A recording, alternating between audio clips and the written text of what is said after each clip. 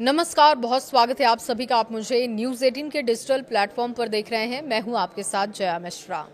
America ने Denmark, UK, France और कई यूरोपीय देशों पर 10% टैरिफ लगाने का ऐलान किया है। अमेरिकी राष्ट्रपति डोनाल्ड ट्रंप ने शनिवार को इसका ऐलान किया। ट्रंप की ओर से इन देशों पर यह टैरिफ अमेरिका के ग्रीनलैंड पर कब्जे के प्लान का विरोध करने के लिए सजा के तौर पर लगाया गया है। देखिए, यूरोप के देशों ने अमेरिका की ग्रीनलैंड पर कब्जे का लगातार विरोध किया, जिसे देखते हुए ट्रंप ने दबाव बनाने के लिए ये कदम उठाया है। डेनमार्क, ब्रिटेन, फ्रांस और देशों पर 1 फरवरी से नया अमेरिकी टैरिफ लागू हो जाएगा।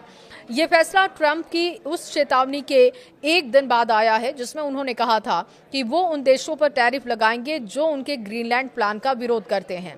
ट्रंप काफी समय से इस बात पर जोर दे रहे थे कि अमेरिका को अपनी राष्ट्रीय सुरक्षा के लिए ग्रीनलैंड पर कब्जे की जरूरत है।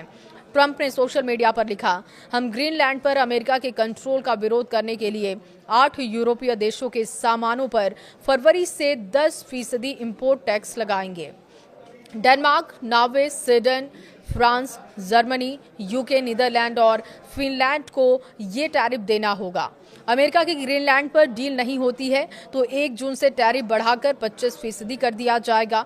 डोनाल्ड ट्रंप ने शुक्रवार को दुनिया को धमकाते हुए कहा कि सभी देशों को ग्रीनलैंड पर कब्जे की अमेरिकी योजना का साथ देना होगा और ऐसे देश जो इस मुद्दे पर अमेरिका का साथ नहीं देंगे उन पर भारी टैरिफ लगाया जाएगा। ग्रीनलैंड के मुद्दे पर टैरिफ को हथियार बनाने की इस धमकी के एक दिन के बाद ही उन्होंने कई देशों पर टैरिफ का ऐलान कर दिया। ग्रीनलैंड पर क्यों है ट्रंप की नजर, ये भी समझिए। देखिए, फ्रांस, ब्रिटेन, डेनमार्क, ग्रीनलैंड और यूरोप के ज्यादातर देश अमेरिका की इस योजना के विरोध में हैं। ये देश नहीं चाहते हैं कि ग्रीनलैंड को अमेरिका अपने नियंत्रण में ले और ऐसे में ट्रंप इन देशों पर आक्रामक है। हालांकि पारंपरिक रूप से देश अमेरिका के सहयोगी रहे हैं। अमेरिका का ये कदम दुनिया को हैरत में डाल रहा है।